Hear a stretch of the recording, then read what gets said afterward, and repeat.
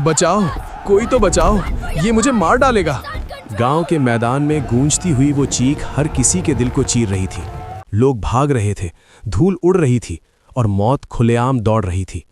एक विशालकाय काला सांड, आंखों में आग, नथनों से धुआं, जैसे खुद यमराज जमीन पर उतर आया हो। और उसी मैदान में, जहां बड़े बड़े पहलवान हार चुके थे, एक दुबला पतला लड़का आगे बढ़ा। नंगे पैर, फटे कपड़े, लेकिन आंखों में अजीब सा सुकून। उसने कहा, मैं इसे काबू करूंगा। भीड़ हंस पड़ी। उन्हें क्या पता था, आज वहां सिर्फ एक लड़ाई नहीं होने वाली थी। आज एक बेटा अपनी मां की जिंदगी के लिए मौत से भिड़ने वाला था। कहानी अग्नि परीक्षा। राजस्थान के छोटे से गांव रणकपुरा में उस दिन मेला लगा था।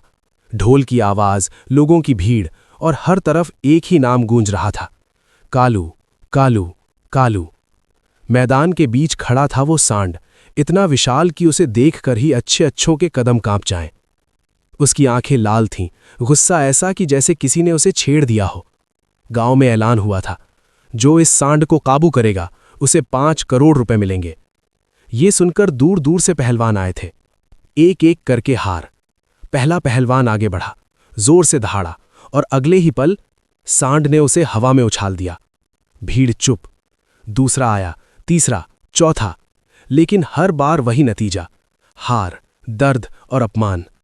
धीरे धीरे लोगों की हंसी डर में बदल गई। आरव की एंट्री। भीड़ के पीछे खड़ा था एक 15 साल का लड़का, नाम आरव। फटे कपड़े, नंगे पैर, लेकिन उसकी आंखों में डर नहीं था। वो कचरा बीनकर अपनी मां का पेट पालता था। उसकी मां कई महीनों से बीमार थी और दवाई के लिए पैसे नहीं थे। बीमारी और बेबसी। उस रात उसे याद आई जब उसकी मां खांसते खांसते बेहोश हो गई थी। घर में न दवा न खाना, बस बेबसी। और उसी रात उसने ठान लिया, कुछ भी करना पड़े, मां को बचाऊंगा।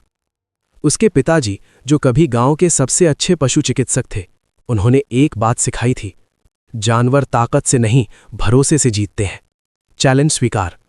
आरव आगे बढ़ा। लोग हंसने लगे, ये सांड से लड़ेगा? वो सीधा काव्या के पास पहुंचा, गांव की जमींदार की बेटी। मुझे मौका चाहिए। काव्या मुस्कुराई। जीत गए तो 5 करोड़ और हार गए तो? जो सजा दोगी, मंजूर। मौत से सामना। आरव मैदान में उतरा। सांड ने उसे देखा और पूरी ताकत से दौड़ा। भीड़ चिल्लाई, भाग जा! लेकिन आरव नहीं भागा। आखिरी पल में वो हल्का सा हट गया। सांड खाली गया। दिमाग की ताकत। आरव ने हमला नहीं किया, वो बस सांड को समझने लगा। उसकी चाल, उसकी सांस, उसका गुस्सा। धीरे धीरे सांड थकने लगा। सब्र का कमाल। पूरा मैदान शांत था। आरव धीरे धीरे उसके करीब गया। कोई जल्दबाजी नहीं, कोई डर नहीं।